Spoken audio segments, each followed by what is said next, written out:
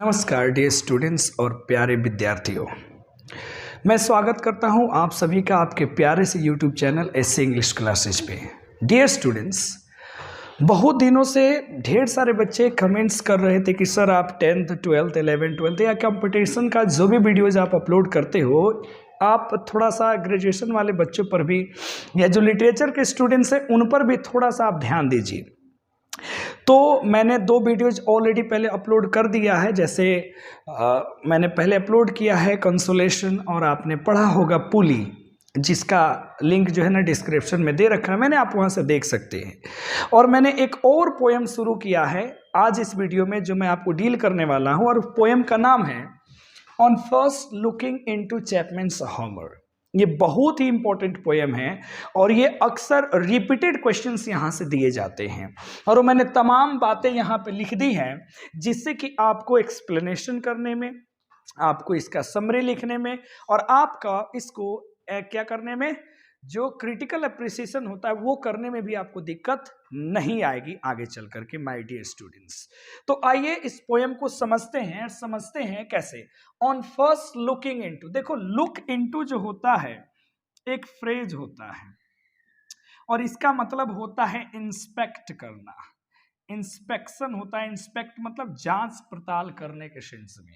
यानी कि अगर आप किसी चीज को पढ़ते हैं तो बस पढ़ते हैं, लेकिन अगर लुक इनटू करते हैं मतलब अच्छे से आप उसको खगालते हैं डियर स्टूडेंट्स। तो ऑन फर्स्ट लुक यानी कि पहली बार जांच पड़ताल। अब जांच पड़ताल किसी ना किसी ने किया है, तो कौन कर रहा है जांच पड़ताल, और ये जांच पड़ताल करने वाले कौन है? जॉन कीट्स, जो इस पोएम के पोएट हैं। और ये आगे है चैपमैन्स हॉमर। तो यहाँ पे चैपमैन नाउन के बाद ही एपोस्ट्रोफे लगता है, ये कोई व्यक्ति है, और हमर भी कोई व्यक्ति है, यहाँ पोजीशन के रूप में लिखा गया है। आइए उन बातों को जरा समझते हैं कि आखिर चैपमैन, हॉमर और जॉन कीट्स ये सारा क्या है कहानी इस पोएम को लिखने से पहले। अब देखेंगे गौर से, ये जो चैपमैन है, कौन वो चैपमैन है, इस कहानी को जानने से पहले थोड़ा सा हम चलते हैं जॉन कीट्स के पास। देखो जॉन कीट्स जो थे जब 90s और 20s के थे, तो उनको क्लासिकल लिटरेचर पढ़ने का ना बड़ा शौक चढ़ गया था, बड़ा मजा आता था उनको जब क्लासिकल लिटरेचर की ढेर सारी कहानियों को वो सुनते थे, जैसे ग्रीक और लैटिन में लिखे गए लिटरेचर्स को। लेकिन जानते हैं बात ये थी ना कि उनको पढ़ने नहीं आता था ग्रीक लिटरेचर या लैटिन लिटरेचर, वो तो इंग्लैंड के थे, नहीं आता दोनों बातें उनको। फिर भी इंटरेस्ट था उनको, शौक था उनको, पढ़े हम क्लासिकल लिटरेचर्स। तो एक बात जैसे हम लोग के लाइफ में होता है ना कि कोई कहानी हम लोग सुन लेते हैं तो इच्छा करता है उस कहानी के बारे में और जानने का, और पता चला कि वो कहानी चाइना में लिखा गया है, वो कहानी जापान में लिखा गया है, तो फिर फंस जाते हैं। तो हम लोग क्या करते हैं, सोचने लगते हैं अच्छा इस कहानी को किस आदमी ने ट्रांसलेट करा है, किस आदमी ने इसको क्या करा है, डब करा है। कैसे साउथ की मूवीज को आप हिंदी में डब करके मजे ले लेते हो, हॉलीवुड की मूवीज को हिंदी में डब करके मजे लेते हो, तो कोई ना कोई तो ये करता होगा। उसी सिलसिले में इनको ग्रीक तो नहीं आता था, लेकिन ये ट्रांसलेशन ढूंढना शुरू कर दिए। इन्होंने जब ढूंढा तो सबसे पहले इनको मिले ग्रेट अलेक्जेंडर पोप की ट्रांसलेशन, जिन्होंने ट्रांसलेट करा था हॉमर, जो कि ग्रीक एक पोएट है। इनकी 2 एपिक है, 2 बहुत बड़ी इनकी रचना है, इलियड और ओडिसी। इसी को ट्रांसलेट किया था सबसे पहले अलेक्जेंडर पोप ने। इन्होंने अलेक्जेंडर पोप को लिया, किताबों को पढ़ा, आहा आहा आहा, लेकिन सर इनको मजा नहीं आया, सेटिस्फाइड ये नहीं हुए। तो एक इनका दोस्त था कार्डविल, वो दोस्त आता है और कहता है कि ऐ बालक जॉन कीट्स, क्या पढ़ रहे हो यार पोप को, उठाओ जरा चैपमैन की किताबें, छा जाओ पूरा का पूरा पोइट्री में और दिल भर के पढ़ना। तो वही चैपमैन थे जो 17th सेंचुरी और एलिजाबेथन एज जो चल रहा था, उस जमाने के सबसे बेहतरीन पोएट्स में से एक पोएट थे चैपमैन। तो उन्होंने क्या करा था, इसी ग्रीक पोएट का जो होमर जो थे, उनकी रचना इलियड और ओडिसी को इन्होंने ट्रांसलेट कर दिया था जॉर्ज चैपमैन ने। किताब आई, जॉन कीट्स साहब का दिल बाग बाग हो गया, दोनों दोस्त बैठ करके पढ़ दिए दबा के। फिर इन्होंने पढ़ करके इतना ज्यादा ये खुश हुए, इतना आनंद इनको आया पढ़ करके, सेटिस्फाइड हुए, और उन्होंने लिख दिया ये सुनहरा सा पोएम। और ये पोएम आप गौर से देखना 14 लाइंस का है, और 14 लाइंस की पोएम को हम सोनेट के नाम से जानते हैं। और सोनेट के बारे में आप जान लेना, इसको पेट्रचन सोनेट या फिर इटालियन सोनेट के फॉर्मेट में लिखा गया है। अब सोनेट क्या है? 14 लाइन्स का पोएम होता है। दो टाइप्स होते हैं, इटालियन या फिर शेक्सपियरियन पोएम।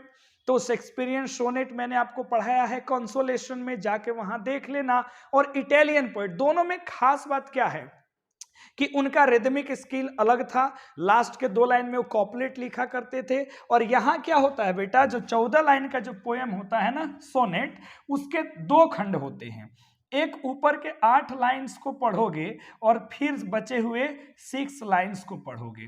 तो जैसे 8 लाइंस को पढ़ोगे, इसको ऑक्टेव कहा जाता है और इसको सेस्टेट कहा जाता है। और जहां से ये 6ठा लाइन शुरू होता है, इसको कहा जाता है वोल्टा। क्या कहते हैं? वोल्टा। और वोल्टा का मतलब होता है चेंजिंग ऑफ थॉट, जहां से विचारों में परिवर्तन होता है। और ऐसे भी माना जाता है कि 8 समस्याएं होती है और 6 उसका निदान होता है। ये समझ गए। अब इसका थोड़ा सा रिदमिक स्कीम देखो, ABBA, ABBA, CDC और ये है DCC, ये है DCD। तो मैंने ये लिख दिया है ताकि जब आप क्रिटिकल एप्रिसिएशन करो तो आपको सोनेट पता लग जाए, सोनेट के पार्ट्स पता लग जाए, आपको रिदमिक स्कीम पता लग जाए। बाकी भी और सारे फिगर्स ऑफ स्पीच पे हम डिस्कस करेंगे। तो आइए, मुझे लगता है कि मैंने ढेर सारा लेक्चर दे दिया है, अब इस पोएम को शुरू कर देना चाहिए। नहीं तो ये जो देख रहे हैं कहेंगे, ऐ सर कितना आप सर लेक्चर देते हो। बेटा ग्रेजुएशन की बात है और कम शब्दों में निकला नहीं जा सकता है। चलो आते हैं पोएम के ऊपर। सबसे पहले क्या कहा कवि ने? चैपमैन के होमर को पढ़ के, चैपमैन ने जो होमर के लिटरेचर को या फिर उनके पोएम को जो ट्रांसलेट किया था, पढ़ के उन्होंने क्या कहा? कहते हैं कि much have I travelled in realms of gold. Much I traveled in realms of gold, and many goodly states and kingdoms seen. Round many western island have I been, which birds in fealty to Apollo hold. तबाही है ना ये, है ना? बिल्कुल। अब मतलब समझते हैं तो कुछ कहते हैं, पता है क्या बच्चे हमारे? सर आप तो बड़ी खतरनाक काम करते हैं सर। हम बोलते हैं कैसे बेटा? तो कहते हैं जानते हैं सर, ये तो इंग्लिशवा हम भी पढ़ लेंगे सर, मतलबुआ ना समझाइए। चलिए मतलबुआ पे चलते हैं बेटा, आराम से सुनने का कोशिश करना कि क्या कहानी है। मच हैव आई ट्रेवल्ड, बहुत ज्यादा हमने ट्रेवल करा। कहां कहां ट्रेवल करा? इन रियाम्स ऑफ गोल्ड। रियाम्स का मतलब मैंने लिख दिया स्टेट्स या प्लेस। बहुत ऐसे जगहों की मैंने यात्रा की जो स्वर्ण से भरे थे, सोने से भरे थे। यानी कि बहुत ऐसे जगहों का मैंने यात्रा किया जो खजानों से भरे थे, खजानों से भरे थे।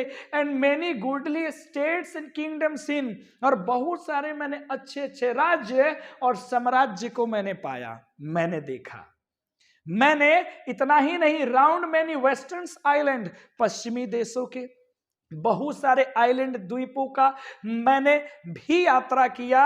और मैंने ये पाया, पश्चिमी मतलब वही ग्रीक वगैरह लेके ये जा रहे हैं, और मैं ये पाया कि वहां के जो बर्ड्स थे, बर्ड्स का मतलब पोएट्स थे, और फेल्टी थे मतलब डिवोटेड थे अपोलो के लिए। और अपोलो कौन है? अपोलो कौन है? अरे गॉड है भैया। ग्रीक मैथोलॉजी में लिटरेचर के भगवान को अपोलो कहा जाता है। इन्होंने कहा सर जी होमर के बारे में कि सुनो ना ऐ भैया, हमने बहुत ज्यादा राज्य देखा, हमने बहुत सारे साम्राज्य देखे, सोनों से भरे हमने जगहों को देखा, हमने वेस्टर्न आइलैंड्स घूम लिया, लेकिन जो वहां कहां वेस्टर्न्स यानी कि ग्रीक के जो पोएट्स का मैंने डिवोशन देखा ना, जो समर्पण देखा वहां के लिटरेचर के देवता के प्रति, वो हमने कहीं नहीं देखा, वो हमने कहीं नहीं देखा। यहां इनडायरेक्टली कहा जाता है कि जिस प्रकार ग्रीक लिटरेचर के यानी क्लासिकल लिटरेचर के जो पोएट थे, वो जितने लिटरेचर के प्रति बिल्कुल निष्ठापूर्ण थे, बिल्कुल मतलब क्या कह सकते हैं डिवोटेड थे, लगाव था उनका, उतना ज्यादा लगाव उनको कहीं और नहीं देखने को मिला। उम्मीद करते हैं कि पहला स्टेंजा चुटकी बजा के आपने समझ लिया होगा। अब दूसरे स्टेंजे की बात में हम लोग चलते हैं, देखना जरा ध्यान से, मजे से देखना, ठीक है। ये तार भाई साहब भी परेशान कर रहे हैं, देखिए जरा ध्यान से। क्या कहते हैं कि ऑफ्ट, ऑफ्ट बेटा शॉर्ट है, इसको लिखते हैं often, of one wide expense. देखो वाइड एक्सपेंस का मतलब होता है विस्तार, वन वाइड एक्सपेंस मतलब बहुत ज्यादा विस्तार। हैड आई बीन टोल्ड, प्रायः मुझे ऐसे विस्तार की बातें मुझे सुनाई गई हैं, मुझे बताई गई है। इस प्रकार के विस्तार का जो मैं अभी आगे बताने जा रहा हूं कि बताया गया है कि डीप ब्रॉड, देखो ब्रो शब्द का मतलब हो होता है, डीप का मतलब जब ऐसे करते हैं हम लोग तो इसका मतलब होता है थॉट, डीप थॉट। मैंने देखा कि वहां डीप थॉट में कौन था, होमर था, जो शासन करता था कैसे, डेमंस के रूप में। डेमंस का मतलब तो ऐसे हाउस ही मान के चलो, चार दीवारी, कैसे कोई घर में जैसे शासन करता है वैसे ही उस जगहों पे जिसकी मैंने यात्रा की, जिसे मैंने किताबों में पढ़ा, ऐसा लगता है कि वहां होमर अपने बुद्धि से, अपने थॉट से वहां शासन करता था, वहां शासन करता था। अब होमर इतना बड़ा पोएट है, मतलब इनडायरेक्टली हम कह सकते हैं कि पश्चिमी देशों में जिस प्रकार होमर अपने लिटरेचर के दम पर वहां शासन करता था, समझ रहे हैं सर, वैसे तो कोई राजा ना शासन करता हो, ऐसा था होमर। और फिर आगे कहते हैं कि yet did I never breathe its pure and serene. देखो ब्रीथ का मतलब तो सांस लेना होता है, यहां है नेवर ब्रीथ, जानना के अर्थ में है। प्योर माने शुद्ध, और सीरीन का मतलब दृश्य समझ सकते हो या बिल्कुल स्वच्छ समझ सकते हो। मैं नहीं जान पाता स्वच्छ और शुद्ध, क्या हुआ, मैं नहीं जान पाता स्वच्छ और शुद्ध किस चीज के बारे में, till I hear Chapman speak out in bold, जब तक मैं चैपमैन की बातों को और जो उन्होंने बोल्ड तरीके से जो बातें कही है किताबों में, अगर मैं वो नहीं पढ़ पाता तो मैं नहीं जान पाता कि होमर नाम का भी कोई इतना बड़ा पोएट था जो अपने विचारों से शासन किया करता था। इसका अर्थ मुझे लगता है आप समझ गए होंगे। कभी यहां पे चैपमैन की प्रशंसा करते हुए कहते हैं कि मैं नहीं जान पाता होमर के बारे में और उसके शासन के बारे में जो अपने डीप ब्रॉड से किया करता था। कब तक, जब तक कि मैं चैपमैन की किताबें नहीं पढ़ता, उनके ट्रांसलेशन को नहीं पढ़ पाता। तो चैपमैन की इतनी प्रशंसा हो रही है कि इनके कारण उन्होंने होमर को जान गया। आगे देखिएगा, देन ये सब पढ़ने के बाद आई फेल्ट लाइक किसकी तरह, सम वाचर ऑफ स्काइज। अब देखेंगे बड़े गौर से, वाचर ऑफ स्काइज का मतलब क्या होता है। देखो ध्यान से, वाचर का मतलब होता है देखने वाला, वाचर का मतलब क्या होता है बताओ जी जरा, देखने वाला। स्काई तो सिंगुलर होता है, यहां प्लुरल बनाए गए, यहां वाचर ऑफ स्काई का मतलब है एस्ट्रोनॉमर, जिसको एस्ट्रोलॉजर आप जो एस्ट्रोनॉट्स होते हैं, सॉरी जो एस्ट्रोनॉट्स होते हैं उनको कह सकते हैं कि सम वाचर ऑफ स्काइज। खूब ध्यान से देखना, जब मैंने किताबों को पढ़ा तो मैंने किसकी तरह फील किया, एस्ट्रोनॉट्स की तरह फील किया। क्यों फील किया सर एस्ट्रोनॉट की तरह, कि मान लीजिए कि एस्ट्रोनॉट्स आकाश में देखते रहते हैं, वैसे ही मैं किताबों में देख रहा था। और कैसे उन एस्ट्रोनॉट्स को जब न्यू प्लैनेट्स उनके कीन में मिलता है, कीन का मतलब होता है हाउस, यानी कि एस्ट्रोनॉट जब आकाश में देखते रहते हैं और जब उनको नया एक प्लैनेट स्विम करता हुआ, तैरता हुआ जब दिखता है, तो वो जितने आश्चर्यचकित होते हैं ना सर, हम भी उतने ही आश्चर्यचकित हुए थे जब मैंने पढ़ा था चैपमैन के होमर को। यहां तक कहानी समझ में आ गई हैगी, बोलो डंडना डंडन, बहुत अच्छे। एक तो एस्ट्रोनॉट्स की तरह इनको फील हुआ। फिर कहते हैं मान लो एस्ट्रोनॉट्स नहीं तो भैया कॉर्ड्स की तरह। कॉर्ड्स से क्या था, बहुत बड़ा एक्सप्लोरर था जो एक्सप्लोर करता था, दुनिया के बारे में बताता। तो जो स्पेनिश नहीं था, एक्सप्लोरर था एक। कहते हैं कि एक तो मैंने एस्ट्रोनॉट्स जैसा फील किया कि जैसे एस्ट्रोनॉट्स को नया कोई प्लेनेट मिल जाए आश्चर्यचकित होता है, ठीक उसी प्रकार कॉर्टेज की तरह। अब ये जो था कॉर्टेज था, इसने क्या किया, अपनी चील भरी नजरों से, कॉर्टेज क्या करता था, एक जगह है डैरन, ये माउंटेन है, पनामा में पड़ता है। तो जैसे कॉर्टेज और उसके लोग, अर्थ समझने का कोशिश करिएगा, कॉर्टेज और उसके लोग, स्टेयर्ड मतलब होता है घूरना, कहां घूरते थे, पैसिफिक ओशियन पे। कैसे घूरते थे, तो कॉर्टेज और उसके लोग डैरन, एक पीक है, डैरेन एक क्या है बुआ, पीक है। तो डैरेन के पीक पर खड़े होकर के कॉटेज और उसके लोग एक दूसरे को देख रहे थे, और कॉटेज पूरा का पूरा अपनी चील की नजर से किसको देख रहा था, पैसिफिक महासागर को देख रहा था। यहां लिखा है लुक्ड एट ईच अदर, एक दूसरे को देख रहे थे।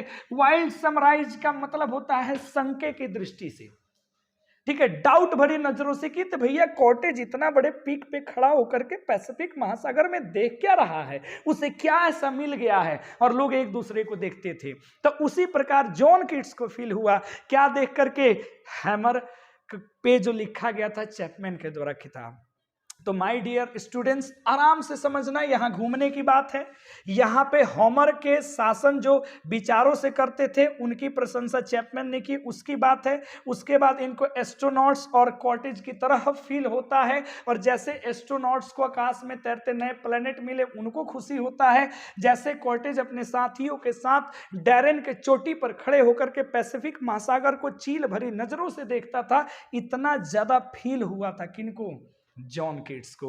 जब जॉन कीट्स ने क्या पढ़ा था, चैपमैन द्वारा ट्रांसलेशन किया गया होमर के बुक को, होमर के द्वारा जो ये लिखा गया था ना, दो इलियाड्स और ओडिसी, इसी को चैपमैन ने ट्रांसलेशन किया, इसी को पढ़ के जॉन कीट्स बाग बाग हो गए थे। तो मैं उम्मीद करता हूं कि ये पोयम आपको अच्छे से समझ में आया होगा, और वीडियो अच्छा लगा होगा ना, पक्का लाइक करना, कमेंट करना और शेयर कर देना। यही लाइक कमेंट शेयर हमें सपोर्ट कर रहा है आगे बढ़ने के लिए। तो बाय बाय, फिर मिलते हैं अगली वीडियो में, तब तक के बने रहिए ऐसे इंग्लिश क्लास के साथ। धन्यवाद, जय हिंद।